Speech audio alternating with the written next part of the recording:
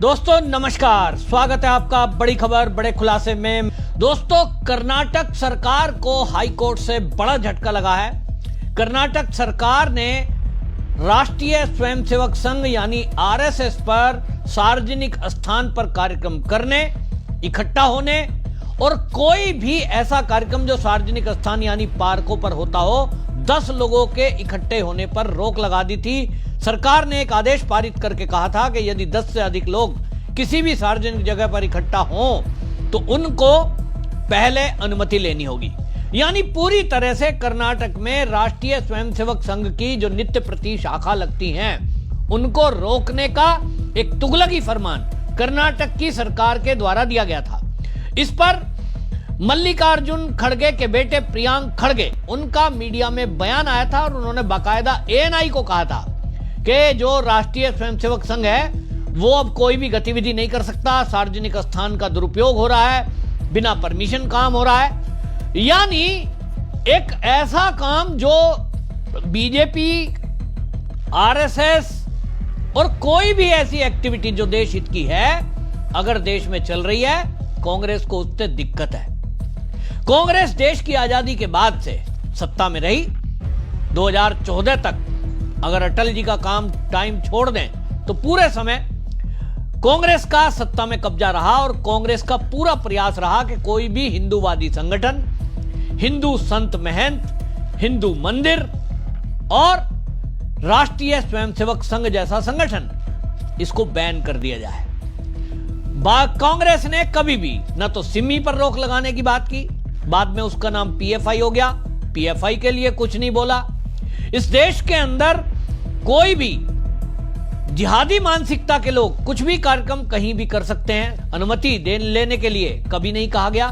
लेकिन राष्ट्रीय स्वयंसेवक संघ जो राष्ट्रवादी संगठन है और 1925 से देश के अंदर देश हित में काम कर रहा है, नित्य प्रति भारत माता की जय के घोष के साथ और नित्य प्रति भारत माता की जय की कामना से इस भारत माता की पूजा पाठ कर रहा है, जो ये चाहता है कि इस देश में मजबूती आए, देश आत्मनिर्भर बने और देश फिर से हिंदू राष्ट्र था उस पुराने पुरातन स्वरूप में लौटे। तो कांग्रेस को दिक्कत क्या है?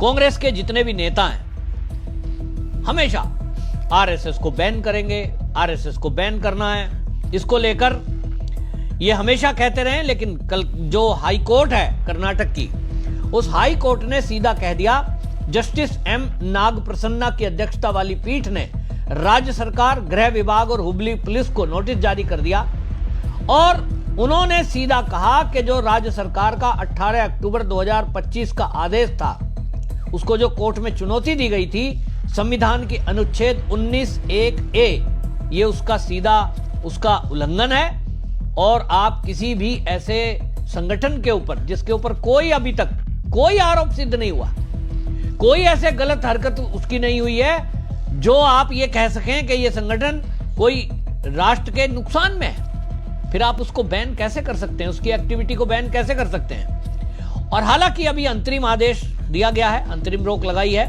इस पर अभी आगे सुनवाई होगी और अगर ये सुनवाई होगी तो ये भी एक मील का पत्थर साबित होगी और कांग्रेस की पोल खोलने के लिए ये काफी है कि कांग्रेस किस तरह से राष्ट्रवादी संगठनों को इस देश में बैन करती है।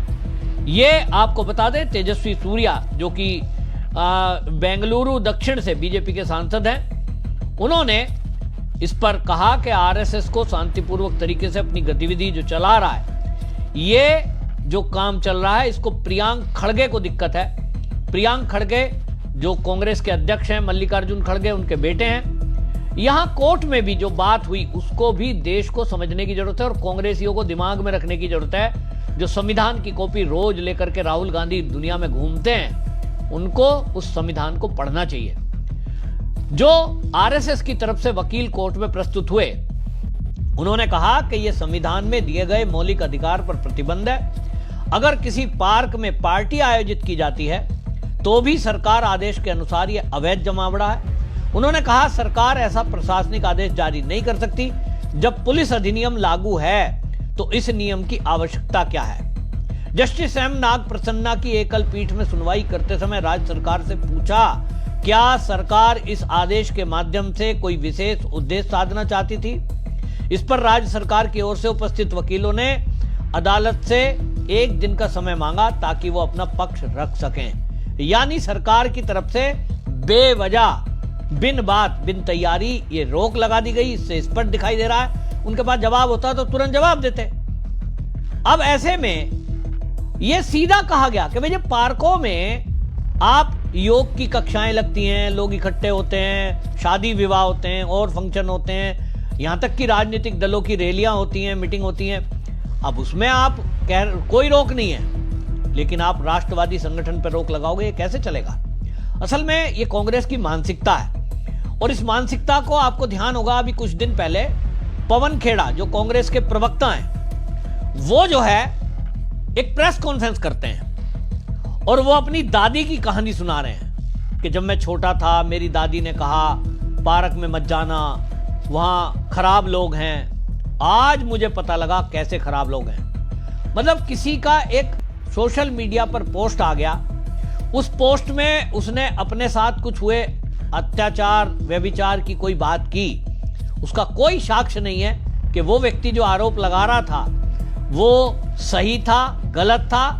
बस एक मुद्दा उठाते हैं, एक खबर को उठाते हैं और बस उस खबर को फैला देते हैं कि साहब एक व्यक्ति ने आत्महत्या कर ली, उसने सुसाइड नोट लिखा और उसमें जो लिखा था वो पत्थर की लकीर था। और वो व्यक्तिगत किसी एक व्यक्ति पे आरोप लगा रहा है, ना कि संगठन पर। लेकिन कांग्रेस ने उस एक व्यक्ति के लगाए आरोप को लेकर प्रेस कॉन्फ्रेंस करके और उसके बाद पूरा कांग्रेस का इकोसिस्टम, पूरा सोशल मीडिया पर आरएसएस को बैन करो, आरएसएस में व्यभिचारी हैं, आरएसएस में बलात्कारी हैं। ये तो आरएसएस है, उनके पास सुप्रीम कोर्ट में केस लड़ने के लिए बड़े बड़े वकील हैं, लेकिन उसके बावजूद भी इस तरह की बदतमीजी की भाषा बोलने वाले और झूठे आरोप लगाने वालों पर कभी भी राष्ट्रीय स्वयंसेवक संघ कोई प्रतिक्रिया नहीं देता, कोई केस पलटकर नहीं करता। और इस देश में न्यायपालिका भी कहीं ना कहीं राष्ट्रीय स्वयंसेवक संघ अगर केस करेगा उस पर मुझे लग रहा है उतनी तेजी से संज्ञान भी नहीं लेगी। यदि यहां कोई मुस्लिम कम्युनिटी का कोई व्यक्ति हो, उसके बारे में कुछ ऐसा बोल दिया जाए, राहुल गांधी, गांधी परिवार के बारे में ऐसा बोल दिया जाए, आप देखेंगे सुप्रीम कोर्ट तय, वो बड़े बड़े वकील वहां पहुंच जाएंगे और वहां सुप्रीम कोर्ट तो सुनवाई भी कर देगा, 1 मिनट में सजा भी बोल देगा। लेकिन इस देश में भारतीय जनता पार्टी के सबसे बड़े नेता इस समय अगर कोई है तो मोदी प्रधानमंत्री, उनको गाली दे लो, गृह मंत्री को गाली दे लो, बीजेपी के किसी नेता के ऊपर कुछ भी कटाक्ष कर दो, आपका कुछ बिगड़ता नहीं है। और इसलिए ये हौसले बढ़े हुए हैं। तो कुल मिलाकर के पवन खेड़ा ने जो बयान दिया कितना विवादित था। रागिनी नायक जो इनकी प्रवक्ता है वो एक्स पोस्ट पे उस वीडियो को डाल रही थी। अब आप सोचें कि उसके बाद भी इनकी मंशा क्या है। ये तो आरएसएस को बैन करने के लिए कब से कह रहे हैं, कब से इनके दिमाग में है कि आरएसएस बैन होना चाहिए। इनका मंशा चलती तो कब का ये कभी गांधी की हत्या का आरोप लगाते हैं, कभी कोई और बात करते हैं, कभी ये जो राम मंदिर के पहले बाबरी ढांचा वहां था उसके गिराए जाने के बाद बीजेपी की सरकारें गिराई, तब भी आरएसएस पर बैन की बात की। इंदिरा गांधी ने इमरजेंसी लगाई, उस समय भी आरएसएस पर बैन लगाया गया। लेकिन सुप्रीम कोर्ट तक में केस चले तो बैन हटा। अब भी इस मामले में हाई कोर्ट से जो झटका लगा है कर्नाटक की सरकार को, अब देखना होगा इसमें अंतिम फैसला कोर्ट क्या करता है। लेकिन एक बात बिल्कुल साफ है कि ये जो कांग्रेस है, कांग्रेस आरएसएस से परेशान है। इनको आरएसएस को बैन करना है, हिंदूवादी संगठनों पर बैन लगाना है, हिंदू संतों को जेल भेजना है, जैसा कि आपने देखा प्रज्ञा ठाकुर, असीमानंद, इनको भेजा गया। लेकिन कभी भी इनको इस देश में पीएफआई और सिमी से कोई दिक्कत नहीं है। ये देशवासियों को सोचने की बात है। आपकी इस पर क्या राय है कमेंट में जरूर लिखें, वीडियो शेयर जरूर करें। वंदे मातरम।